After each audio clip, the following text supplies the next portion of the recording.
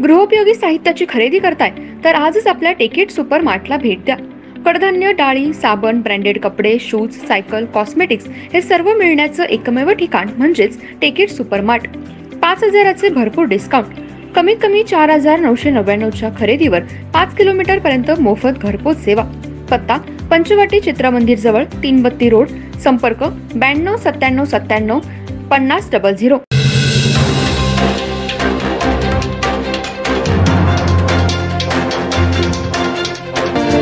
नमस्कार, मी तेजस्विनी मगदूम। एम मराठीमध्ये आपल्या सर्वांचं स्वागत आहे। पाहूया ठळक घडामोडी। देशात आणि राज्यात महायुती सरकारच्या माध्यमातून झालेली विकास कामे आणि कल्याणकारी योजनांच्या बळावर महाराष्ट्रात महायुतीचे सरकार येईल।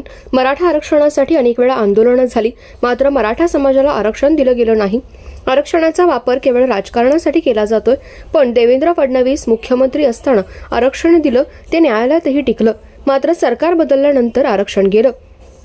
आता पुन्हा महायुतीचं सरकारच मराठा आरक्षण देऊ शकेल असा विश्वास केंद्रीय सहकार व नागरी उड्डाण राज्यमंत्री नामदार मुरलीधर मोहोळ यांनी व्यक्त केला। इचलकरंजीतील विकासाच्या संकल्पना पूर्णत्वास नेण्यासाठी महायुतीचे उमेदवार राहुल आवाडे यांनी उच्चांकी मतांनी विजयी करण्याचं आवाहनही त्यांनी केलं।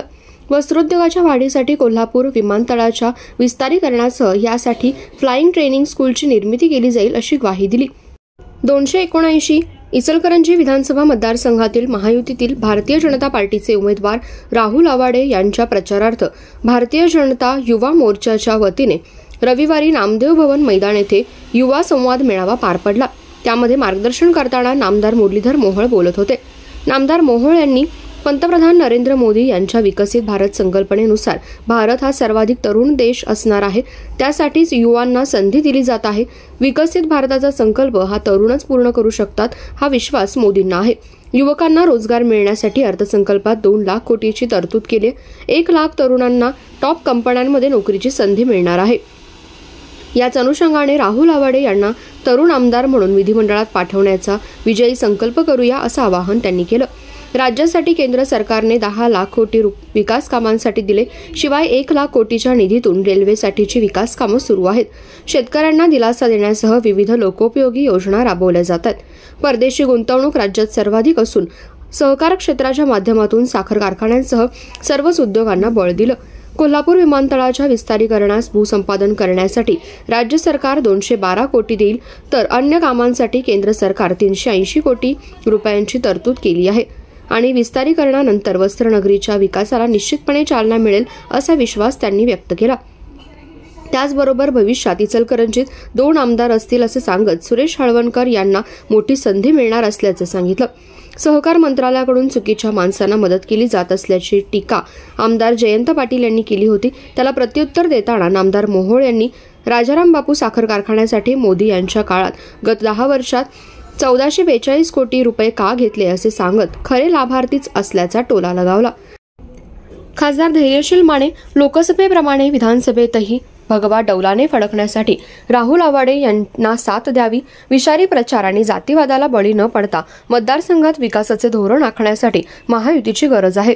ज्यांनी कधी पंढरीची वारी केली नाही त्यांना आता रामकृष्ण हरी आठवत फिरतायत दारोदारी असा टोला लगावत आपल्याला विकासात्मक व रचनात्मक कामासाठी राहुल आवाडे यांना विजयी करावं, तसेच पक्षासाठी त्याग करणाऱ्या सुरेश हळवणकर यांना उच्च पदावर नेण्याची जबाबदारी आपल्या सर्वांची आहे असंही ते म्हणाले। आमदार प्रकाश आवाडे म्हणाले, विरोधकांकडे बोलण्यासारखे काहीच नसल्याने ते जुन्या कढीला ऊत आणत व्यक्तिगत टीका करत आहेत।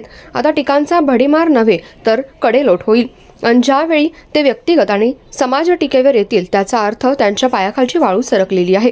ते संपले असून हताश व निराश झाले आहेत। काहीही न करता आम्ही केलं म्हणून ओरडून सांगत आहेत, पण मी सुरेश हळवणकर आणि अशोक स्वामी यांनी मिळून वीज सवलतीचा प्रश्न मार्गी लावला। विरोधकांकडून केवळ राजकारण केलं जात आहे। सुळकूडचा प्रलंबित प्रश्न मी, हळवणकर आणि खासदार धैर्यशील माने मिळून निश्चितपणे मार्गी लावू। या निवडणुकीच्या निमित्ताने विरोधकांचा समारोपच होईल, यासाठी कामाला लागा असं आवाहन केलं। भाजप प्रदेश उपाध्यक्ष सुरेश हळवणकर यांनी आधुनिकतेच्या दिशेने भारताची वाटचाल सुरू आहे, त्याच अनुषंगाने मोदींनी उमदा तरुण म्हणून राहुल आवाडे यांना संधी दिली।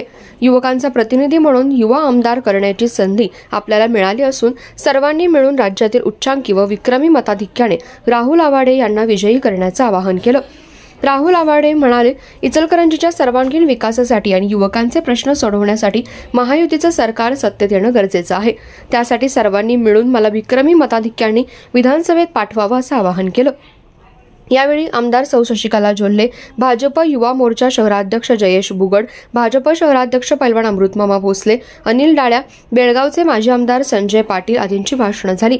या प्रसंगी राजवर्धन नाईक निंबाळकर, अमरिंदर सिंग, सुदर्शन पटस्कर, अरविंद माने, पैलवान अमृतमामा भोसले, श्रीरंग खवरे, अनिल डाळ्या, आदित्य आवाडे, सानिका आवाडे, सौ अश्विनी कुबडगे, सौ उर्मिला गायकवाड, सौ मीना बेडगे, बाळासाहेब कलागते, राजू बोंद्रे, नितीन पडियार, नितेश पोवार, सूरज राठी, सचिन लायकर, तात्या कुंभोजे, अभिषेक वाळवेकर, हेमंत वरुटे, रवी जावळे, वैभव हिरवे, नामदेव सातपुते, मनोज तराळ, शुभम बर्गे, सतीश मुळीक, अरुण कुंभार आदींसह युवा वर्ग मोठ्या संख्येने उपस्थित होता.